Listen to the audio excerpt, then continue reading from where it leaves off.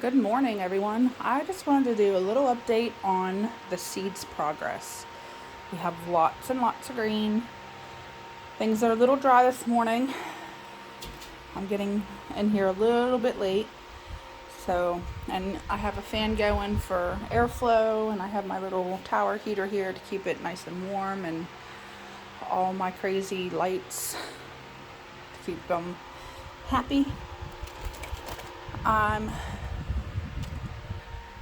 These are some Verbena. And this one is actually polka dot flower, which is a type of house plant. It can be outside, like in the tropics. I really like it, so I planted it. This is blue fuchsia grass, and I actually see a peak of green in my coneflowers there. I was kind of sad because none of my coneflowers, I spent a ton of money on some specialized coneflower seeds, and none of them were coming up. But I see one popping up this morning. And then this is surprisingly cabbage that I planted just 2 days ago. So that's pretty cool. And then this popped up overnight. It's actually just more grass. And this popped up overnight. How cool is that? And then there's my dahlias down there. They're stretching. They have a light over them. I just turned it on, so they should correct themselves. The two in the front there are petunias. Oops. And then here's some more petunias. More dahlias. I love dahlias, different kinds. This is actually 4 o'clocks. I need to move them over in the light. And there's my Valentine rose that I forgot about watering. I'm not a huge fan of roses, and it was sitting behind me over there in my cluster of a million different things. So those popped up overnight. Look at that. Let me see what they are. I have so much cool stuff growing. These are red leaf cabbage. Can you see them? They just popped up. They liked the warmness of this room. When I walked in here, it was like 1,000,000,000 degrees. I had to turn my heater off. There's some purple basil coming in. Can you see it? This down here is lavender. Lavender, I should have put it outside and let it get cold for a couple weeks first, but I just never made it outside with it for some reason. So I put it down there in the very bottom, away from the lights. No peppers yet. I thought I saw some green poking out of one yesterday, but I was wrong. There's all kinds of basil. I'm actually excited about the basil. No onions yet. Let's see what else is over here. These are try to get through my tower of lights here. You can see which one came up first. It's really stretched itself out, which is odd because that spot gets a ton of light from the artificial light and Canterbury bells. It gets a ton of light, so I'm not really sure why that one decided it needed to stretch. This is purple moss verbena. I actually have 2 of these sprouted. I have that one, and I have that little one right there, which has a stray seed in it. Bee balm. I'm excited about these. I like bee balm. I like anything that attracts butterflies and bees. This is a lilac. I have a couple lilacs going. It'll take a long time for these to pop. I have that one. I have a pink velour and a purple. These are lupin, which are one of my favorites. I love lupin flowers. And if you look down in that one right there, you'll see its first true leaves are just starting to sprout. Here's another one. And after that, it'll go into its very own pot. Some of these I have to pick up because I'm too short.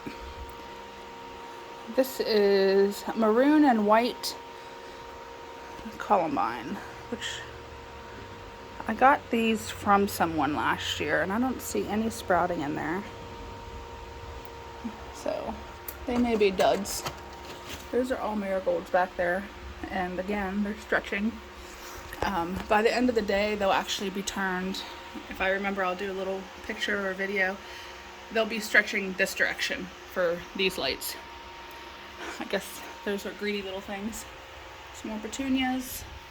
Or tons of petunias. I planted like, I don't know, 10,000 petunias. I love petunias, especially wave ones. This here is lemongrass. This sprouted overnight and it needs watered. Pink and white coneflower. Ooh, there's another one of my coneflowers popping. There's actually a couple of them. Look, there's one right there. There's a couple in that one. And that's cat grass I planted for my mom's cat because it's always eating her stuff. I buy her house plants and stuff for her room. Black Eye Susan. I have 2 Black Eye Susans. I have 2 different kinds. I have the common kind, and then I have a double variety. The double variety popped the other day. Oops. And it is down there. And those petunias down there are all sprouted out today.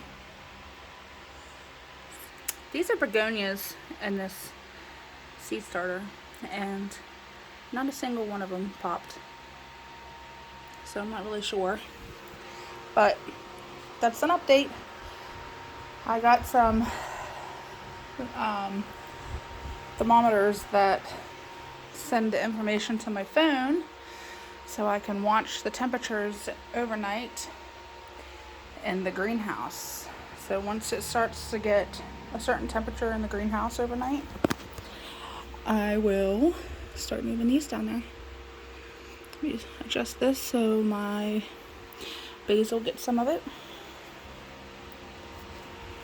So that's exciting. All this cool stuff. See how this is wiggling from the fan? What that does, having airflow does a multitude of things, but one of the things it does is it helps build up a strong stem. So whenever they do stretch, like those verbenas, see how they're kind of spindly? It helps make the stem stronger. These were like that too, and as you can see that they are quite better. Let's see, nothing sprouted in there. I'll put that over there. And these were like that too, and they're better too.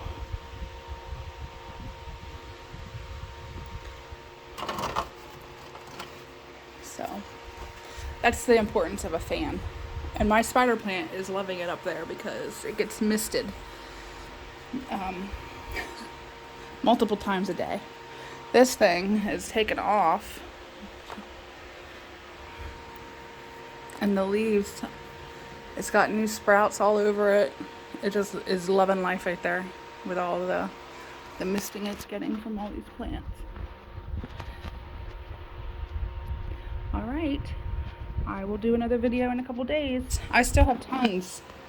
My room is a mess my office is a mess right now because I'm redoing it.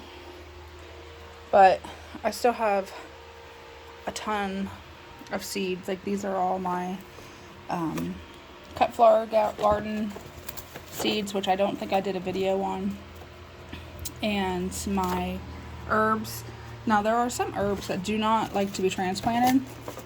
So like when you go to the store, if you're thinking about planting something, say like dill, for instance. Let me find it. I have a couple of them in here. So when you're thinking about planting something like dill, it's really easy to grow. Here it is. It's super easy to grow. And it's better to just buy the seeds. And yeah, you'll get like a billion of them and you don't really need that many unless you're a canner or something. But they don't like to be transplanted. And if you buy a plant from the store, especially if it's not super healthy, odds are it's not going to do as great. once you transplant it into whatever you're trying to grow it in. Sorry, I got a piece of dirt in my eye. So it's not going to do as good. So you're better off just, here's my box of seeds that I already planted. And then I have a pile of other ones. I keep one packet. So if I could plant like, say, 3 or 4 of these Verbena or these or whatever, I keep one packet aside, so I have all the product information. Like these are the polka dots, and then the rest of them go in that box, so I can just keep track of how many grew, the germination rates, you know, how they did when they transplanted, how they did when I put them in bigger pots, stuff like that, and then I'll make little notes on them. So there's a method to this madness. And I use these, and I actually had to order more, and I get them from Sam's Club. I got that big box of them for like $40, and I'll get probably twice as many as I got going over there, because I didn't order as many the first time as I did this time. And they come with lids that make a good dome, and then afterwards you turn them and put them on this side, and they are good at catching the water, so you don't use as many of these trays, which are seed starter trays. There's my guineas running across. Who knows what they're doing. They're going over to visit Diana, I think. They love the neighbor's house. These are seed starter trays, but I use them, I fill them up with water so that I poke a hole in the bottom of this and it slowly sucks the water up. Like you can see, I did that here last night in the Verbenas, and they sucked a little bit too much water up, so I'm going to do that for a couple days in that one and let the water dry up, because if not, they'll get right around this part, will get like a waterlogged, and they'll flop and die.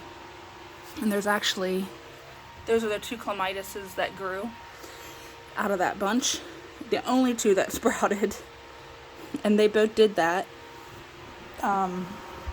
They didn't do it from being waterlogged, but that's what it'll look like if you waterlog something. Alright, well, I have to go so I can water the rest of this stuff, because there is some stuff in here dry. And what I do is just fill up this with water, and then I use that little cup or spray bottles, which I just got a new pack in, depending on how delicate the leaves are. Like the petunias and the baby sprout Verbena that just came up, I'll mist them with this so it doesn't like bust anything out, like their roots and stuff. But the ones that are bigger and stronger, like these ones, I'll just pour some water in that cup and pour it like gently over top of them, so I don't overwater them, because when it's coming out of that nozzle, 1, it's easy to overwater because it just flows out real fast, and 2, I have a bad elbow, and after like 3 or 4 of them, yeah, I'll drown them. So it's just better for me to pour it into a cup and use it that way.